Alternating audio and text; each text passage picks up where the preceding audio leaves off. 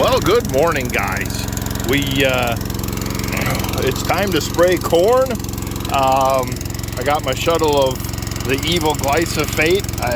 I'm working on weaning myself off of that, but give me time, one step at a time, so I can simply pump into him. That's a measuring device as well, and I can pour in my weather guard, the water conditioner, and crop oil, any other products that I need to use. I dump into him and then pump it out.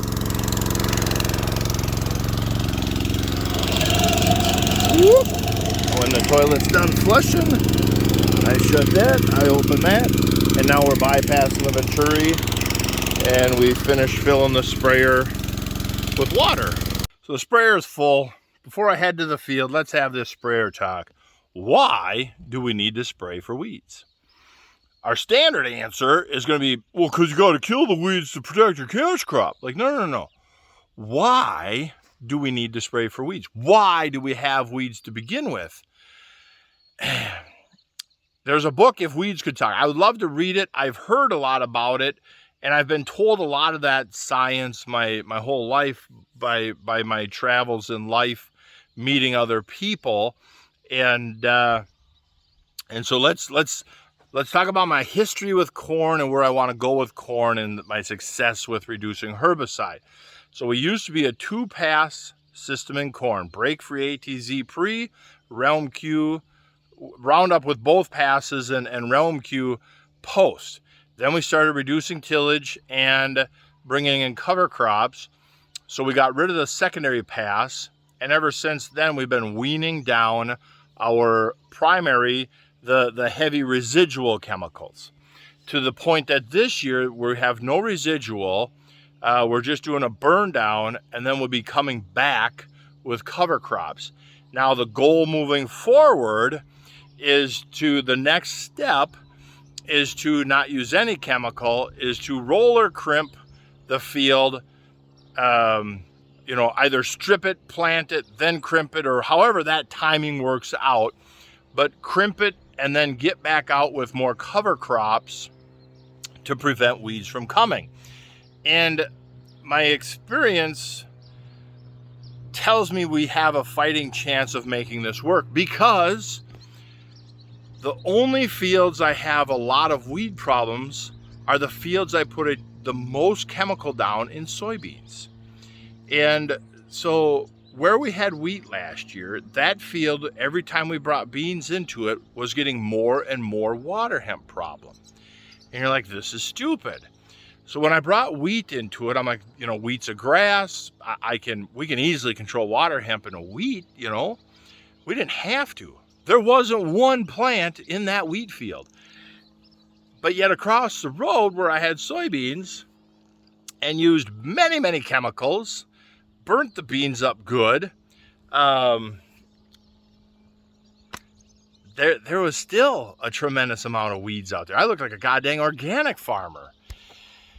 No offense to organic farmers, but I looked like an organic farmer. And you're just like, oh my gosh. So then, now this spring, that wheat field doesn't have a weed in it. It's covered in wheat, rye, alfalfa, clover, annual ryegrass, orchard grass.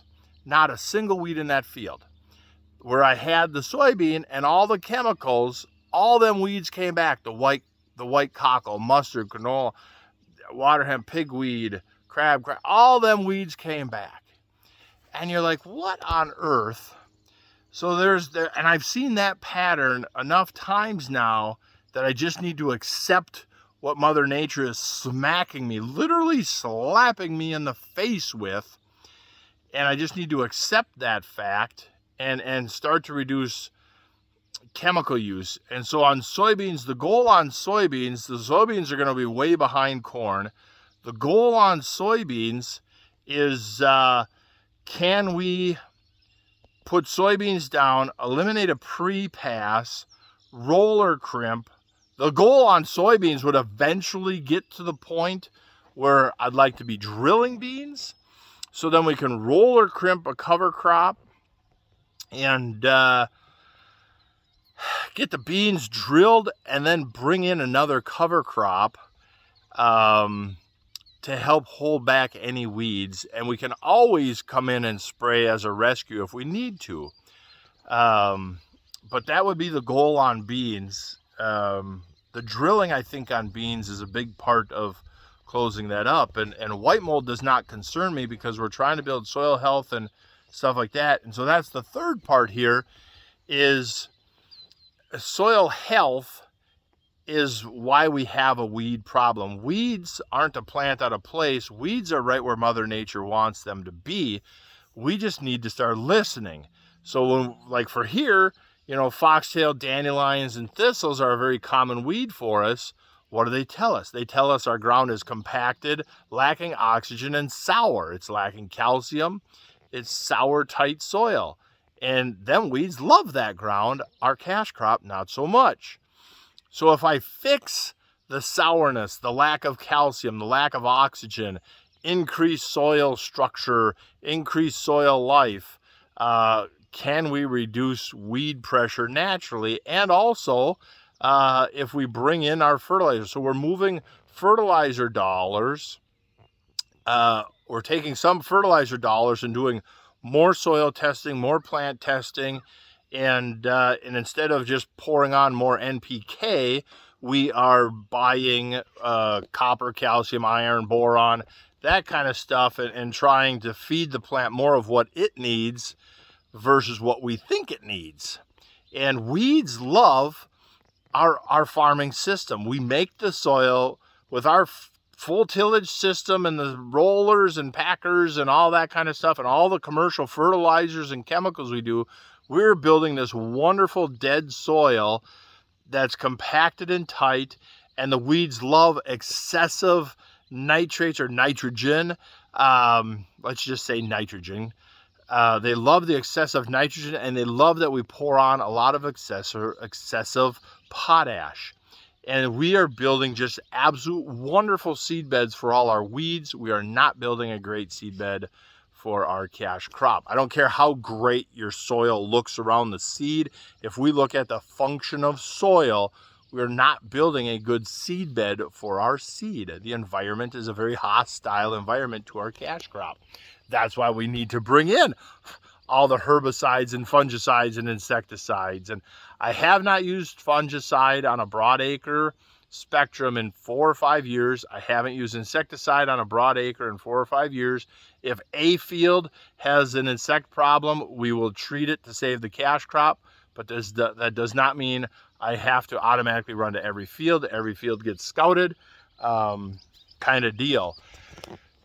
So kind of a weird topic, but I'd like to research this more, because writing a check, you know, think about it. If I'm doing, just for my little farm, if I'm doing 25,000+ a year in chemical, how many bushels does it take to pay for that between the corn and beans?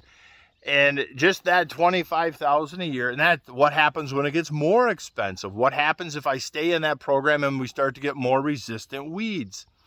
You know, we're going down an unsustainable rabbit hole here. We can't keep farming the way we're doing, because Mother Nature is eventually going to make us really pay for it.